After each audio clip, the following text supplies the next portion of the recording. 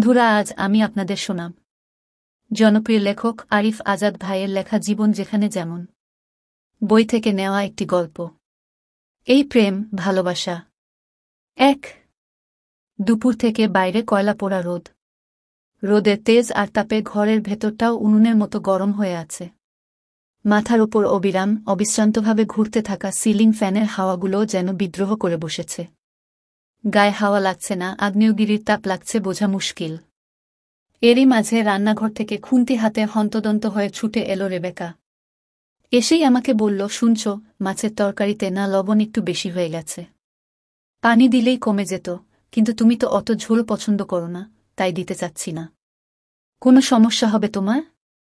আমি দেখলাম কথাগুলো বলার সময় রেবেকার কপাল বেয়ে ঝর্ণাধারার মতো ঘাম ঝরছে। সে অভিজ্ঞ অভিনেত্রীর মতো ওড়নার একটা অংশ দিয়ে চট করে তা মুছে নিয়ে আমার উত্তরের অপেক্ষায় দরজার কিনারে দাঁড়িয়ে আছে।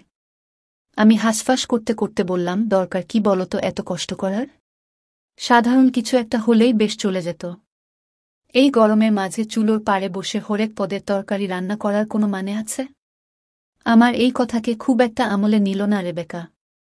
নিজের ওড়না দিয়ে দ্বিতীয়বার কপাল বেয়ে নামা ঘাম মুছতে মুছতে বলল, সপ্তাহে এই একটা দিনই তো দুপুরে বাসায় খেতে পারো। অন্য সব দিন তো সেই বাইরেই ছুটোছুটি। কি যে খাও আল্লাহ মালুম। এই একদিনই যদি তোমাকে ভালোমন্দ কিছু বেঁধে খাওয়াতে না পারি, তাহলে আর আমার স্ত্রী হওয়ার সার্থকতা কোথায়? বেশ প্যাচাল পাড়া শিখে গেছেন আপনি। এই যে লম্বা লম্বা লেকচার শোনাচ্ছেন, নিজের চেহারাটার দিকে একবার তাকিয়েছেন আয়নার সামনে দাঁড়িয়ে? ও আমার দেখে আর কি হবে বলো? নতুন করে তো আর বিয়ে হবে না আমার। তোমার যদি আমাকে আর পছন্দ না হয় বলবে, আমি সোজা বাপের বাড়ি চলে যাব। হয়েছে বাবা, হয়েছে। কান ধরছি। যার জন্যে চুরি করি সেই বলে চোর। বলতে গেলাম ভালো, হয়ে গেলাম খারাপ। আমার অত ভালো চাওয়া লাগবে না তোমার।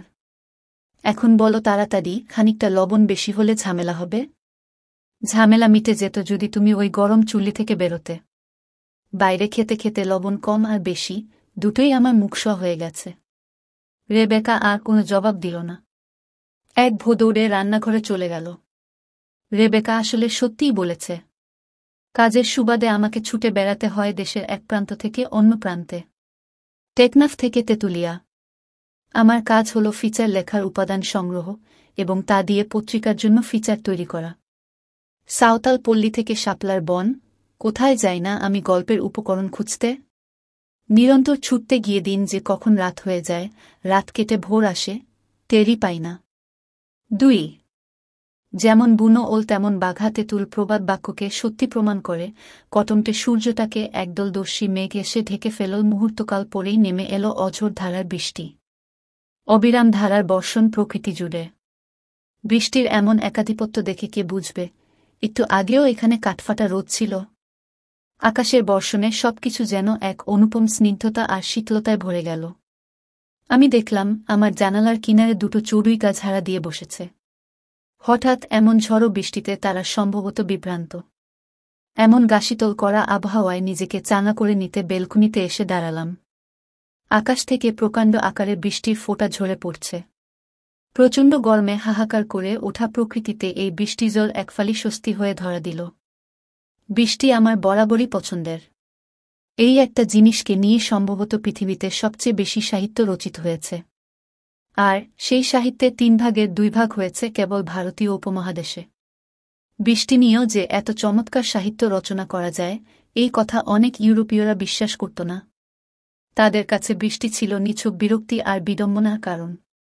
অবশ্য উত্তরাধুনিক ইউরোপ যখন দালান আর ইমারতে ভরে গেল, প্রকৃতির সান্নিধ্য থেকে এক প্রকার দূরেই ছিটকে পড়ল ইউরোপিয়ানরা। বৃষ্টির সময় প্রকৃতি যে মনোহরা রূপ ধারণ করে, তা অবলোকনের সুযোগ আর থাকলেই বা কই তাদের। এজন্য বোধ করি তারা ভাবতে পারত না যে বৃষ্টি নিয়েও চমৎকার সাহিত্য তৈরি করা যায় এবং দুর্দান্ত সাহিত্য তৈরি হয়েও আছে। বৃষ্টি নিয়ে আমার এমন ভাবালুতার মাঝে ছেদ ঘটাল রেবেকা। সে বেলকুনিতে আমার পাশে দাঁড়িয়ে বলল, কি সুন্দর বৃষ্টি, তাই না গো? হু। মানুষের দুয়া যে এত দ্রুত কবুল হয়, তা দেখে আমি তাজ্জব বনে গেলাম, জানো? আমি কৌতূহলী দৃষ্টিতে রেবেকার দিকে তাকিয়ে বললাম, বুঝিনি। ওই যে গরমে তুমি বেশ হাঁসফাঁস করছিলে না? তখন রান্নাঘর থেকে মনে মনে দোয়া করছিলাম। বলছিলাম, আল্লাহ, একটা ঝুম বৃষ্টি দিয়ে চারপাশটা ঠান্ডা করে দাও। আমার জামাইটার অস্বস্তি লাগছে অনেক। এমন বৃষ্টি দাও যেন আমার জামাই বৃষ্টি নিয়ে একটা গল্পও লিখে ফেলতে পারে। হি হি হি। তুমি কি সত্যিই এমন দোয়া করেছিলে? হ্যাঁ, এমনটাই তো জপছিলাম রান্নাঘরে। কিন্তু বিশ্বাস করো, সত্যি সত্যিই যে আকাশ ভেঙে বৃষ্টি নামবে তা আমার ধারণাতেই ছিল না। আল্লাহ মাঝে মাঝে কত দ্রুত দোয়া কবুল করে ফেলেন দেখলে। আমি জানি রেবেকা মিথ্যে বলেনি। ও কখনোই মিথ্যে বলে না। আমাদের 5 বছরের দাম্পত্য জীবনে কোনোদিন একটিবারের জন্য তাকে আমি মিথ্যে বলতে দেখিনি। ও যখন এই দোয়া করেছে বলল, তাহলে সেটা অবশ্যই সত্যি।